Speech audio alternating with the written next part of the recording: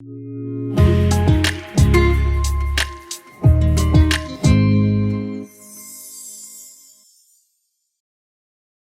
matin tout le monde. J'espère que vous allez bien. Pour ceux qui ne me connaîtraient pas déjà, je me présente, je m'appelle Pierre-Étienne, puis je suis un des pasteurs en formation ici à l'Église de Sentier. Ça fait déjà une semaine que les Jeux olympiques d'hiver sont commencés. Puis je ne sais pas s'il y en a plusieurs là, comme moi, mais je fais partie de ceux qui attendent pas mal à chaque fois, là, avec beaucoup d'impatience, les prochains Jeux olympiques, qui aiment vraiment beaucoup ça, les regarder.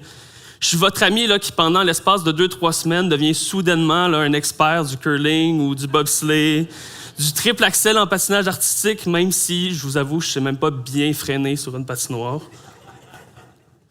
J'ai toujours aimé ça, regarder les Jeux olympiques. J'aime regarder les performances, le dépassement, le sacrifice des athlètes, mais aussi leur histoire de résilience, de persévérance, de solidarité. J'aime aussi être témoin de ces moments-là spéciaux, ceux qui marquent notre imaginaire, ceux dont on parle là, pendant plusieurs mois, même plusieurs années après. Le but en or de Sidney Crosby à Vancouver, ou Joanie Rochette qui a gagné le bronze en patinage artistique 2 jours seulement après la mort subite de sa mère. Ou plus récemment, aux Jeux olympiques de Paris, là, la récolte record de médailles en natation de Summer McIntosh, ou la médaille d'or du relais 4 fois 100 mètres chez les hommes. Donc, la fin de semaine dernière, vous faites sûr là, que je regardais comme très attentivement la cérémonie d'ouverture des Jeux olympiques qui, cette année, sont à Turin, en Italie. Non, pas à Turin, en Italie. Ça, je recule trop d'années. Mais en Italie, à Milan. Pendant que les athlètes défilaient les uns après les autres, derrière le drapeau de leur pays, on pouvait vraiment voir là, la fierté dans leur visage, la fierté de représenter leur pays. Pour eux, c'est vraiment comme un honneur de pouvoir le faire devant des centaines de millions de téléspectateurs. C'était vraiment une fierté de pouvoir représenter leur pays, puis c'était aussi un privilège qu'ils ont mérité après des années d'efforts, de travail. Que ton règne vienne. Cette année, c'est notre thématique pour Libération 21. On parle du royaume de Dieu. Puis en regardant ces athlètes aux Jeux olympiques, on peut se demander comment est-ce que moi aussi je peux représenter le royaume de Dieu sur terre? Qu'est-ce que ça veut dire même de représenter un royaume qui n'est pas limité par des frontières terrestres, par les cultures, par les langues, par les époques? Il y a 2 semaines, un royaume au cœur du chaos, Alexandre nous a parlé de comment Dieu est venu établir son royaume à travers l'histoire, comment il est venu établir son royaume sur terre, puis comment est-ce qu'il l'a rendu accessible d'une manière qui est vraiment surprenante. On a vu comment ce royaume maintenant est accessible pour nous tous, pour toutes les nations de la terre. La semaine dernière, Dominique nous a parlé de ce roi parfait.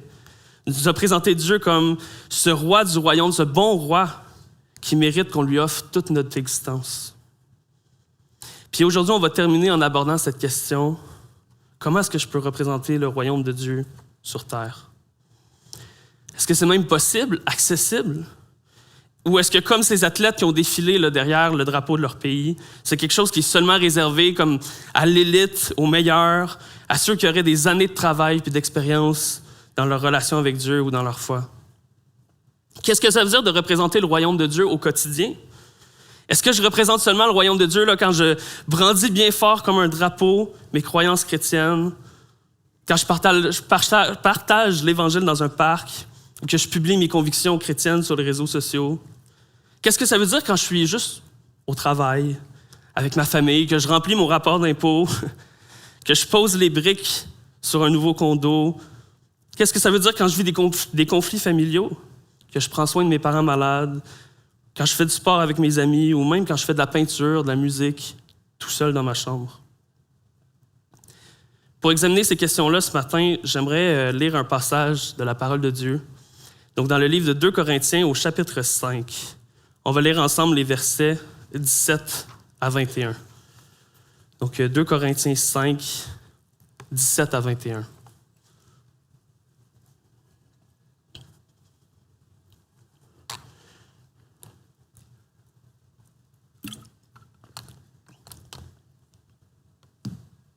Si quelqu'un est en Christ, il est une nouvelle créature. Les choses anciennes sont passées, voici toutes choses sont devenues nouvelles. Et tout cela vient de Dieu qui nous a réconciliés avec lui par Jésus-Christ et qui nous a donné le ministère de la réconciliation. En effet, Dieu était en Christ. Il réconciliait le monde avec lui-même en ne chargeant pas les hommes de leurs fautes, et il a mis en nous la parole de la réconciliation. Nous sommes donc des ambassadeurs pour Christ, comme si Dieu adressait par nous son appel. Nous supplions au nom de Christ, soyez réconciliés avec Dieu. En effet, celui qui n'a pas connu le péché, il a fait devenir péché pour nous, afin qu'en lui nous devenions justice de Dieu. Évidemment, aux prochains Jeux olympiques, il n'y a aucune chance que je représente l'Espagne, le Brésil ou le Japon. Puis là, ça n'a aucun lien avec mes capacités athlétiques, mais je suis juste pas un citoyen espagnol, un citoyen japonais ou un citoyen brésilien. De la même manière, c'est impossible de représenter le royaume de Dieu sans devenir un citoyen du royaume de Dieu. Si quelqu'un est en Christ, il est une nouvelle créature. Les choses anciennes sont passées. Voici, toutes choses sont devenues nouvelles. Pour représenter le royaume de Dieu, il faut commencer par en faire partie. Il faut devenir une nouvelle créature. Comme Alexandre nous l'a expliqué il y a 2 semaines, l'être humain, dès sa création, devait déjà être le représentant de Dieu sur terre. Il devait déjà faire partie de son royaume. On devait interpréter le monde autour de nous, apprendre à le connaître, le développer pour son épanouissement, puis le diriger de manière bienveillante, à l'image de Dieu, puis pour sa gloire. Malheureusement, Adam et Ève, puis tous les êtres humains depuis ce jour-là, on n'a pas voulu se soumettre au règne de Dieu. On a plutôt voulu bâtir nos propres royaumes, décider pour nous-mêmes ce qui était meilleur pour nous. C'est ce que la Bible appelle le péché. Cette rébellion-là contre Dieu, elle a brisé notre relation avec lui.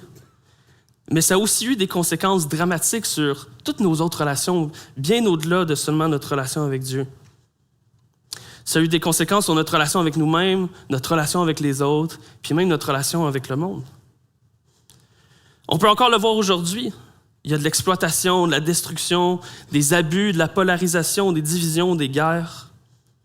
Tout ça, c'est les conséquences d'une humanité qui a rejeté Dieu, puis qui est prête à faire beaucoup de choses pour favoriser la construction de son propre royaume aux dépens de ceux des autres. Puis c'était pas du tout l'intention que Dieu y avait au départ pour l'humanité. Le péché, ça a brisé notre relation avec Dieu, ça nous a exclus de son royaume. On reste quand même des êtres humains créés là, à son image, à l'image de Dieu. Chacun d'entre nous, on a une immense valeur. Mais maintenant, c'est comme si cette image de Dieu à l'intérieur de nous était brisée, elle s'était tordue. On la reflète, mais d'une façon qui est souvent déformée. On avait besoin d'un nouveau départ. On avait besoin d'une réconciliation avec notre Créateur qu'on a rejeté. Puis Dieu aurait pu nous laisser à nous-mêmes ou décider de nous détruire, mais parce qu'on a un Dieu qui est plein d'amour, de grâce puis de compassion, il a plutôt choisi la réconciliation.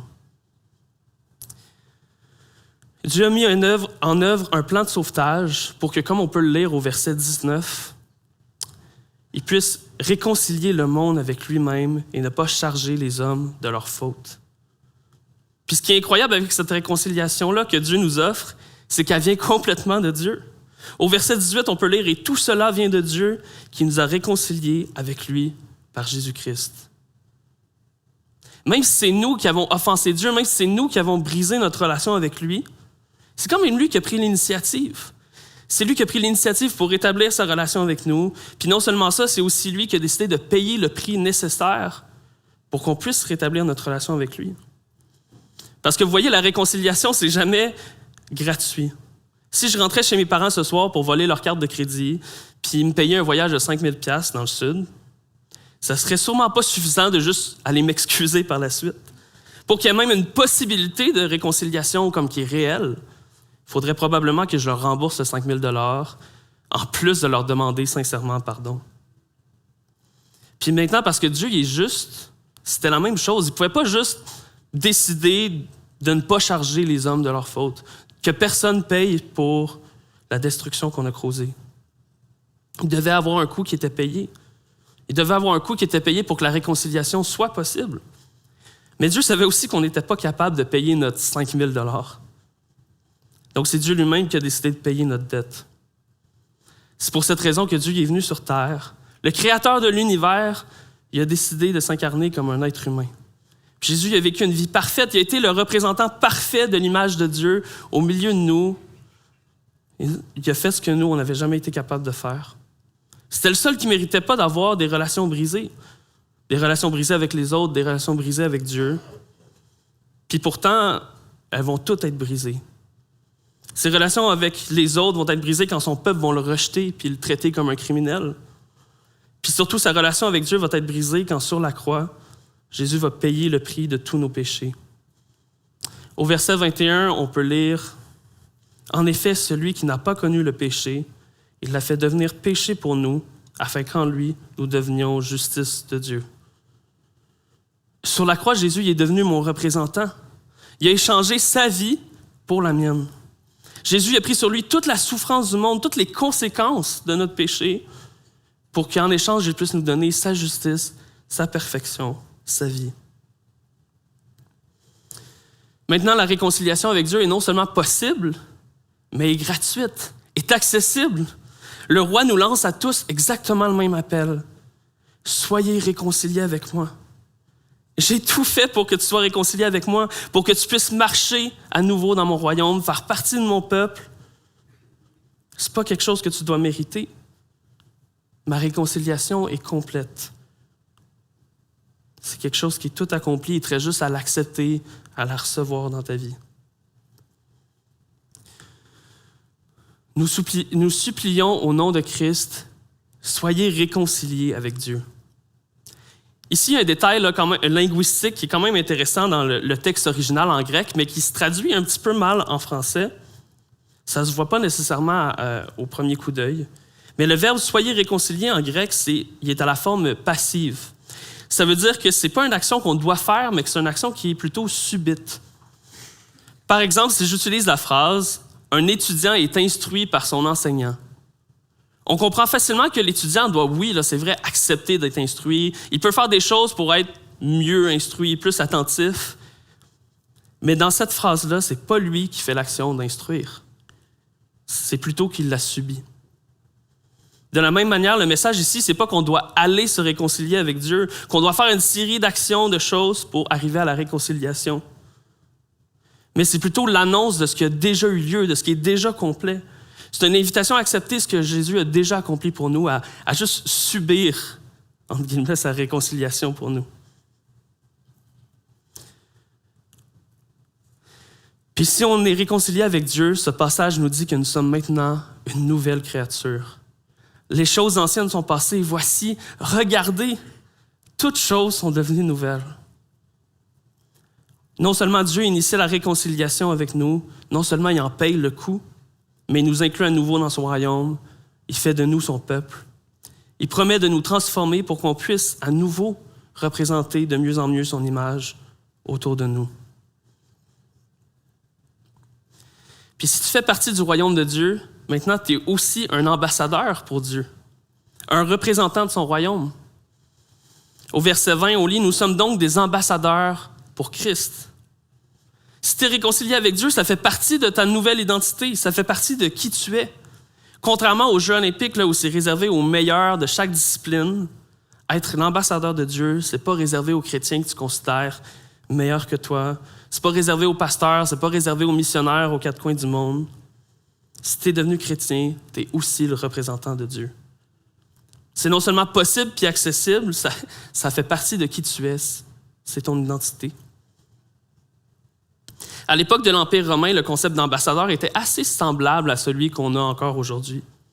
On les appelait les légats. Du même mot latin, là, on tire les verbes député ou délégué. C'était des citoyens envoyés officiellement par le Sénat ou par l'empereur auprès des autres nations ou même à l'intérieur de l'Empire auprès des autres provinces.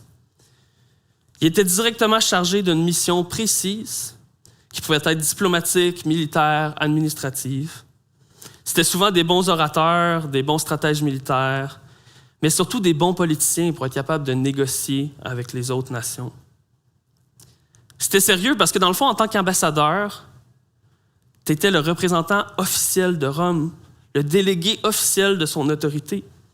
Un traité là, qui était signé par un légat, c'était l'équivalent d'un traité signé par l'Empire. Puis à l'inverse, un geste de violence qui serait commis envers un ambassadeur, un légat, c'était une déclaration de guerre envers tout l'Empire romain.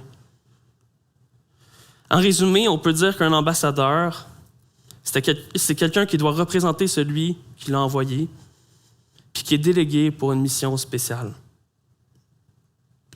L'apôtre Paul qui a écrit ces versets aux chrétiens de la ville de Corinthe, il les compare à des ambassadeurs, puis nous aussi, il nous compare tous à des ambassadeurs, parce qu'on représente, nous aussi, une autre personne que nous. Puis on s'est fait déléguer une mission particulière. Ce passage nous dit qu'on est ambassadeur pour Christ, donc on représente Jésus. Puis la mission qui nous a été confiée, comme on peut le lire au verset 18, c'est le ministère de la réconciliation. Dieu nous offre le privilège de participer à son plan de rédemption pour le monde avec lui. Le ministère de la réconciliation, dans une autre lettre écrite par l'apôtre Paul, donc la lettre aux Colossiens, au chapitre 1, verset 20, on peut lire que Dieu a voulu, par Christ, tout réconcilier avec lui-même, aussi bien ce qui est sur la terre que ce qui est dans le ciel, en faisant la paix à travers lui par son sang versé sur la croix. Dieu, il cherche une réconciliation qui est relationnelle avec nous, mais c'est beaucoup plus que ça. C'est beaucoup plus large, c'est beaucoup plus grand. Dieu, il cherche à réconcilier tous les aspects de nos vies, puis tout le monde avec lui, toute la création. Oui, ça commence par une réconciliation relationnelle avec Dieu, mais c'est juste le début de la transformation. Le ministère de la réconciliation, représenter le royaume de Dieu autour de nous, c'est un message, mais c'est surtout quelque chose de visible puis de concret dans nos vies. Comme je l'ai mentionné plus tôt, le péché nous avait séparés relationnellement de Dieu, mais les impacts du péché ils sont beaucoup plus grands que ça. Il y a eu beaucoup plus de conséquences. Le péché a contaminé notre relation avec nous-mêmes. On se voit rarement avec toute la valeur que Dieu nous a donnée. On se dénigre souvent.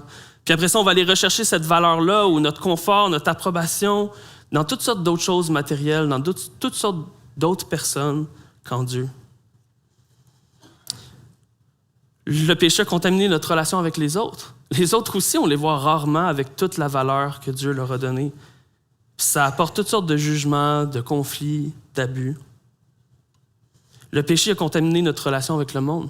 Le travail est difficile, l'environnement est exploité, les souffrances, les maladies, les injustices sont omniprésentes autour de nous.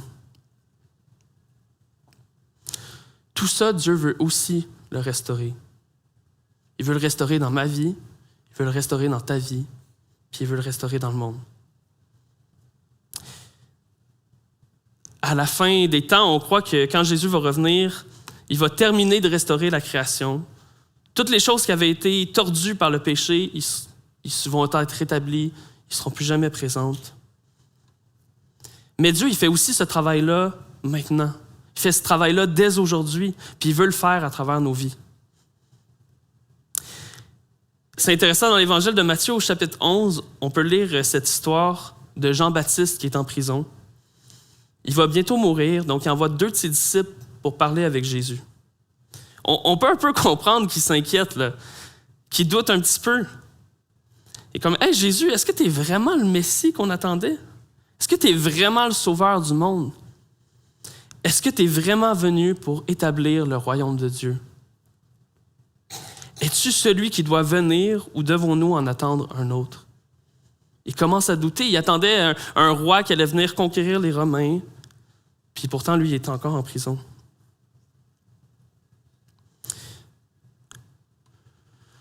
Jésus leur répondit, « Allez rapporter à Jean ce que vous entendez et ce que vous voyez. Les aveugles voient, les boiteux marchent, les lépreux sont purifiés, les sourds entendent, les morts ressuscitent, et la bonne nouvelle est annoncée aux pauvres. » Ici, Jésus fait référence à une prophétie de l'Ancien Testament qui le concerne, mais il est aussi en train de dire à Jean-Baptiste, « Regarde, c'est réel, c'est concret. Le royaume que j'annonce, c'est plus que juste des mots, des paroles en l'air. C'est plus que juste des belles paroles. C'est un message qui peut se voir, qui peut se toucher. Le royaume de Dieu, il est réel parce qu'il y a vraiment des vies qui sont transformées devant nos yeux. Dieu, il veut guérir ce que le péché a brisé. Il veut restaurer ta relation avec toi-même, ta relation avec les autres, avec l'argent. Il veut restaurer tes priorités, ta famille, ton quartier. En tant qu'ambassadeur du roi des rois, on a la chance de pouvoir participer à ça. Le royaume de Dieu devient visible quand il y a des relations qui sont restaurées, quand on apporte un peu plus de réconciliation, d'harmonie autour de nous, dans nos vies ou dans le monde. L'Évangile, la bonne nouvelle de la réconciliation, c'est beaucoup plus que seulement un message parmi tant d'autres. C'est pas une invitation abstraite, vide ou désincarnée, quelque chose qui n'aurait aucun rapport avec notre propre vie. C'est un message qui transforme tout, à commencer par nous-mêmes. Maintenant, c'est vrai que je ne vis pas encore parfaitement comme un représentant de Dieu. Je n'agis pas toujours comme un bon ambassadeur. C'est un concept qu'on appelle le « déjà pas encore » parce que je suis déjà réconcilié avec Dieu, il me donne déjà ma nouvelle identité, mais je ne le vis pas encore pleinement dans tous les aspects de ma vie. J'ai encore des relations brisées, je vis encore dans un monde qui est brisé, puis j'ai encore besoin que Dieu me transforme à chaque jour. Donc, un des meilleurs moyens de représenter le royaume de Dieu, c'est en me laissant être transformé. C'est en démontrant la réalité de la réconciliation de l'Évangile dans ma propre vie. Que ton règne vienne. C'est un extrait de cette prière enseignée par Jésus dans Matthieu 6. Notre Père céleste, que la sainteté de ton nom soit respectée, que ton règne vienne, que ta volonté soit faite sur la terre comme au ciel. Quand je prie que ton règne vienne, la première personne concernée, c'est moi. La première chose à laquelle Dieu s'adresse, c'est au cœur de celui qui prie. Même si je fais partie du peuple de Dieu, quelle partie de ma vie est-ce que je refuse encore de lui donner? Quelle partie est-ce que je refuse de donner au roi? Sur quel aspect de ma vie est-ce que je cherche encore à garder le contrôle plutôt que de le laisser à Dieu puis de le laisser transformer ma vie? En tant qu'ambassadeur de Dieu, on veut toujours continuer à appliquer le ministère de la réconciliation à notre propre vie en premier. On veut garder cette attitude d'humilité devant Dieu puis devant les autres parce que je suis le premier qui est brisé, le premier qui a besoin de grâce puis qui a besoin de la restauration de Dieu dans ma vie. Je ne suis pas ambassadeur de Dieu parce que je le mérite plus pour mes performances incroyables, mais seulement à cause de Jésus et de ce que lui a fait. Puis pendant que ma propre vie est transformée, je vais représenter le royaume de Dieu en pointant les autres vers lui, en pointant les autres vers le caractère, vers l'œuvre de Jésus autour de moi. Pendant que ma vie est transformée, alors même que ma vie est transformée, je vais incarner de plus en plus le message de la réconciliation. Je vais l'incarner en parole puis en action. Plus ma vie est transformée, puis plus je vais chercher à bâtir le royaume de Dieu plutôt que bâtir le mien. Plutôt, on a défini un ambassadeur comme une personne qui doit représenter celui qui l'a envoyé, puis qui est délégué pour une mission spéciale. Peu importe où on vit, peu importe notre stade de vie, peu importe notre travail, si on est chrétien, on a la même mission. David Bosch, un théologien sud-africain qui a beaucoup écrit sur la mission de l'Église, il a écrit ceci: « La mission, c'est plus, puis c'est différent que le recrutement à notre genre de religion. La mission, c'est alerter le monde au règne universel de Dieu par Christ. La mission, c'est à la fois l'annonce puis la manifestation du règne de Dieu. Quand je reflète le caractère de Dieu autour de moi, quand son règne se manifeste par mes actions, je suis en train de remplir la mission de Dieu. En tant que citoyen du royaume, on veut suivre l'exemple de notre roi. Puis c'est ce qu'il a fait. Jésus, il est venu sur terre, il est venu incarner la bonne nouvelle. Il ne l'a pas seulement annoncé, il l'a vécu. Puis là, peut-être que certains d'entre vous, vous pensez déjà à votre vie bien remplie, au temps puis à l'énergie qui manque souvent juste pour arriver au bout de la semaine ou pour être assis devant moi ce matin. Vous dites peut-être que représenter le royaume de Dieu, ça semble un peu trop lourd, un peu trop gros. Puis je peux vraiment comprendre que ce soit le genre de sentiment qui vous habite ce matin. Mon objectif, c'est pas de vous culpabiliser ou de vous mettre un fardeau supplémentaire. Au contraire, mon objectif, c'est de vous encourager en vous montrant que c'est possible d'être un ambassadeur de Dieu. C'est de vous montrer que représenter le royaume, ça concerne beaucoup plus ta vie de tous les jours, tes habitudes, que n'importe quel grand projet ou quelle grande initiative que tu pourrais ajouter. On a plusieurs personnes de notre église qui sont au Guatemala en ce moment. Moi-même, je suis allé l'année dernière. C'est un super beau projet, c'est une super belle manière de représenter le royaume de Dieu là-bas. Mais mon objectif ce matin, c'est pas qu'on soit 300 à participer au voyage l'année prochaine. On ne représente pas juste Jésus quand on part en voyage missionnaire ou quand une fois par année, on se met ensemble pour ramasser de l'argent pour des paniers de Noël puis soutenir des familles de Gatineau. L'athlète olympique, il ne représente pas juste son pays pendant la cérémonie d'ouverture ou quand il est en train de tenir un drapeau ou même quand il est en train de compétitionner. Il représente son pays pendant toute la durée des Jeux, dans tout ce qu'il fait, partout où il va. De la même manière, je suis le représentant du royaume de Dieu, oui, dans les grands projets, les grandes choses, mais surtout dans les petites choses de la vie quotidienne. Tu n'as pas besoin de sortir de ton quotidien pour pouvoir représenter Dieu, pour pouvoir être son ambassadeur. Au contraire, Dieu veut que tu le représentes au cœur de ton quotidien. Laissez-moi vous donner quelques exemples, mais je pourrais continuer la liste à l'infini, c'est tellement vaste. Et quand tu choisis de répondre avec douceur à un commentaire désagréable de ton collègue ou de ton conjoint, tu représentes la patience puis la douceur de Dieu. Quand tu décides d'offrir le pardon puis la réconciliation à quelqu'un qui t'a blessé, ou même que tu agis comme médiateur entre deux personnes qui se réconcilient, tu représentes le caractère de Dieu. Quand tu prends le temps d'écouter ton enfant qui a passé une journée difficile à l'école, quand tu prends soin d'un proche malade, tu représentes le royaume de Dieu. Quand tu traites une personne qui est un peu mise de côté par les autres avec de la dignité, de la valeur, de la considération. Quand tu invites à ta table des gens qui ne pensent pas comme toi, même dans un monde qui est de plus en plus polarisé, tu représentes le royaume de Dieu. Quand tu démontres de la paix et de la tranquillité dans des situations stressantes de la vie, ou dans un monde qui est anxieux. Quand tu invites une personne qui souffre de solitude à partager une partie de ton quotidien. Quand tu accompagnes ton nouveau voisin fraîchement arrivé au Canada pour acheter son premier manteau d'hiver. Quand tu dénonces ou que tu cherches à rétablir une injustice. Quand tu offres de la protection aux plus faibles. Quand tu donnes généreusement pour restaurer une communauté après une catastrophe naturelle. Dans tout ça, tu représentes le royaume de Dieu. Même quand tu fais bien ton travail là, au quotidien, à chaque jour, tu contribues à l'épanouissement de la société. Tu représentes le royaume de Dieu. Quand tu joues de la musique, que tu fais de l'art ou tu t'émerveilles devant la nature, la création avec ton enfant, tu pointes les autres vers la beauté et la créativité de Dieu. Il y a tellement de manières d'incarner la réconciliation, de pointer les autres vers Dieu, vers ce qu'il fait, vers qui il est, de les pointer vers sa justice, son amour, sa paix, sa justice, sa beauté, son intégrité à tous les jours. C'est Nelson Mandela qui a dit « La paix, c'est pas seulement l'absence de conflit, c'est la création d'un environnement où chacun peut s'épanouir. » Puis en tant qu'ambassadeur de la réconciliation, en tant qu'ambassadeur de la paix de Dieu, je crois vraiment que Dieu veut nous utiliser pour créer des vies qui sont épanouies, des quartiers épanouis, des villes épanouies.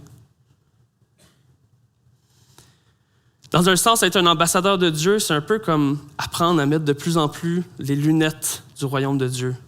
C'est apprendre à voir de plus en plus le monde comme Dieu le voit. Nos vies sont remplies d'opportunités pour être des ambassadeurs de Dieu. Souvent, ça demande juste qu'on mette les lunettes du royaume pour qu'on puisse en prendre conscience, pour pouvoir saisir les opportunités qui sont autour de nous, ou qu'on mette les lunettes du royaume pour voir ce qu'on fait déjà, ce que Dieu nous permet déjà de faire, qui représente son royaume dans nos vies, puis être heureux, se réjouir de la manière dont il nous permet de contribuer. Aussi, c'est important de se souvenir que pour représenter le royaume, on n'est pas tout seul. Premièrement, Dieu nous promet de nous accompagner à tous les jours jusqu'à la fin du monde. On peut avancer avec la confiance que c'est lui qui réconcilie le monde avec lui-même. C'est pas mon rôle de changer ceux qui m'entourent ou de transformer les choses, les gens. C'est celui de Dieu. Je peux juste être un témoin fidèle, un représentant du royaume, mais tout en étant complètement libéré de la performance des résultats que je pense que je devrais obtenir. Deuxièmement, ce n'est pas non plus une mission individuelle. Même si on le voulait, là, seul, il n'y a aucun moyen, aucune chance qu'on puisse représenter toute la richesse du caractère puis de l'œuvre de Dieu. Il nous a donné le ministère de la réconciliation. Nous sommes donc des ambassadeurs pour Christ. C'est quelque chose qui doit être vécu ensemble, avec tes frères et sœurs, en Église. On a besoin les uns des autres pour s'encourager, pour s'épauler, pour grandir, pour se montrer nos angles morts, pour profiter de nos différences puis de nos dons respectifs. Cet automne, la nouvelle vision qu'on vous a présentée à l'Église, c'est qu'on veut influencer la francophonie et saturer Gatineau de l'Évangile en parole et en action par des chrétiens en mission dans leur milieu. Ici, l'utilisation du terme « dans leur milieu », c'est très intentionnel. Ça communique notre désir de voir l'Évangile transformer notre quotidien. Ça communique notre désir d'apporter l'Évangile ensemble, en parole et en action, mais là où on se trouve déjà, à commencer par notre ville de Gatineau. Ça communique notre désir d'apporter l'Évangile à ceux qui partagent nos vies. Ça nous pousse à nous poser des questions. Par exemple, c'est qui ceux que je côtoie déjà, puis pour qui je pourrais être un représentant, un avant-goût du royaume de Dieu? C'est qui les autres chrétiens qui vivent dans le même quartier que moi, qui font le même travail, ou qui font une activité quelconque comme du sport avec moi?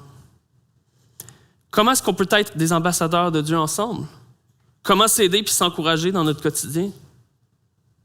Je ne sais pas si ça se fait encore, là, mais un des beaux exemples que j'ai vus dans les dernières années de ça, c'était un groupe de jeunes adultes de notre Église qui fréquentait le cégep de l'Outaouais. Ils avaient réalisé qu'il y était déjà plusieurs chrétiens à fréquenter le même campus, donc ils ont décidé de manger ensemble, une fois par semaine, pour bâtir des relations, mais aussi pour prier pour leurs collègues, prier pour leurs professeurs, puis s'encourager à être une bénédiction pour ceux autour d'eux. Parfois aussi, c'était juste une occasion de se présenter leurs amis respectifs, de manger ensemble, de passer du bon temps. Est-ce que ça demandait qu'ils changent leur quotidien? Un peu, mais pas tant que ça non plus. Ils ont surtout mis leur identité de missionnaire puis d'ambassadeur de Dieu en application, ensemble, puis dans leur quotidien, là où ils étaient déjà. J'inviterai maintenant les musiciens à s'avancer. Au 4e siècle, l'Empire romain est encore l'empire dominant dans le monde. Puis Julien, le nouvel empereur qui prend le pouvoir, il est polythéiste. Donc, il est plutôt suspicieux là, à l'égard des chrétiens puis de l'expansion du christianisme dans l'Empire. C'est quand même ironique, mais pour l'empereur Julien, les chrétiens, c'était des athées parce qu'ils refusaient d'adorer tous les dieux romains traditionnels. Dans une lettre écrite à certains de ses officiers, il s'inquiète que les chrétiens y gagnent un peu trop en influence en raison de leur amour et de leur bienveillance pour leurs prochains. Je vais vous lire un extrait de cette lettre. « Pourquoi n'observons-nous pas que c'est leur bienveillance envers les étrangers, leur soin apporté aux tombes des défunts et la prétendue sainteté de leur vie qui ont le plus contribué à accroître l'athéisme?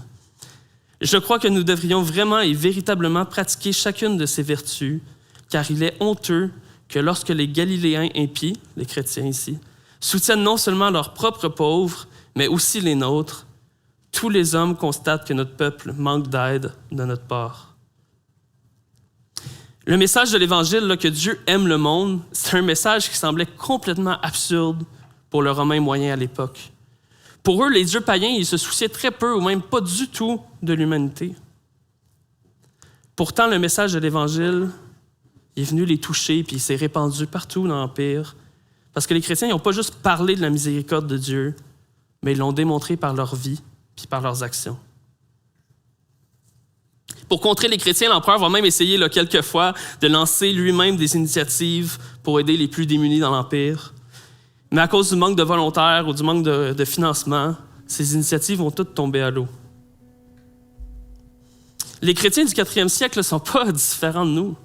C'était des croyants ordinaires, comme toi et moi. Il y avait leur famille, leur travail, leurs activités. mais ils suivaient aussi l'appel de Jésus à être des ambassadeurs. Ils suivaient l'exemple de Jésus en incarnant la bonté, l'humilité puis le service des autres au quotidien. Avec l'aide du Saint-Esprit, ils ont aimé leur prochain, peu importe c'était qui leur prochain, chrétien ou non.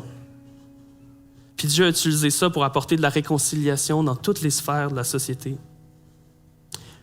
Là où Dieu les avait placés, ils ont pointé les Romains vers ce grand Dieu qui leur offre de devenir des nouvelles créatures, puis d'être réconciliés avec lui. Ce matin ou pendant cette dernière semaine de prière pour Libération 21, j'aimerais que tu te poses la question, c'est quoi le prochain pas pour moi? Comment est-ce que je peux développer des habitudes qui vont me permettre de vivre un peu plus mon identité d'ambassadeur de Dieu? Peut-être que tu réalises que c'est difficile pour toi de représenter Jésus parce que dans le fond, tu ne le connais pas tant que ça. Tu pourrais t'engager, peut-être même avec d'autres personnes là, dans les prochains mois, à découvrir Jésus un peu plus, à le découvrir personnellement, puis à approfondir ta relation avec lui. Peut-être que tu voudrais t'engager à plus de moments de silence, plus de moments pour être à l'écoute de ce que Jésus te dit, de ce que l'Esprit te dit, pour pouvoir voir les occasions qu'il met dans ta vie. Par exemple, tu pourrais décider de laisser ton cellulaire dans ta poche pendant que tu prends l'autobus pour le travail, puis prendre le temps de prier pour ceux que tu vas croiser ce jour-là, pour demander à Dieu de te montrer s'il y a des gens en particulier qui voudraient bénir à travers toi. Peut-être que tu es dans une période difficile de ta vie et que tu as surtout besoin d'encouragement. Tu pourrais t'engager à écrire chaque semaine les manières dont tu as vu Dieu t'utiliser pour refléter son royaume autour de toi. Puis juste prendre le temps d'être reconnaissant, le remercier pour ce que Dieu fait dans ta vie. Vous pourriez être plusieurs à le faire, puis prendre le temps de partager régulièrement certaines des choses que vous avez écrites dans le but de vous encourager, puis de vous exciter à être des ambassadeurs pour Dieu ensemble. C'est difficile aussi d'être un ambassadeur de Dieu si on est isolé. Peut-être que tu voudrais inviter plus de personnes à partager des moments de ta vie. T'engager à développer des meilleures relations avec tes collègues, tes voisins, les gens que tu côtoies au quotidien. Peut-être même que Dieu te met à cœur de former un groupe dans un de tes milieux ou d'en joindre un qui existe déjà. C'est quoi le prochain pas?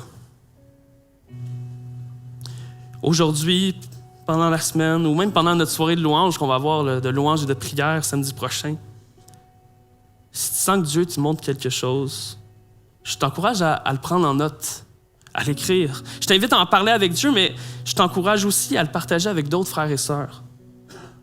J'invite à le partager ensemble pour vous encourager à aller de l'avant avec ce pas de foi-là.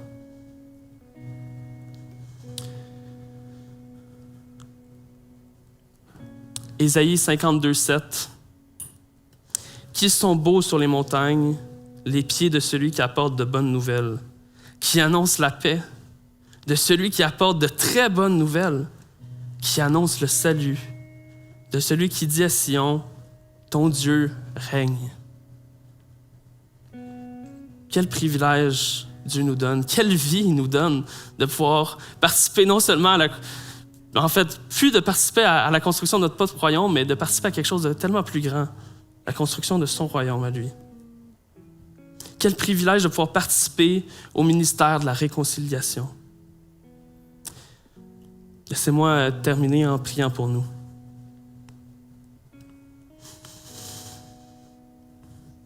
Seigneur, merci pour ta grâce envers nous. Merci parce que c'est une bonne nouvelle d'annoncer ton règne.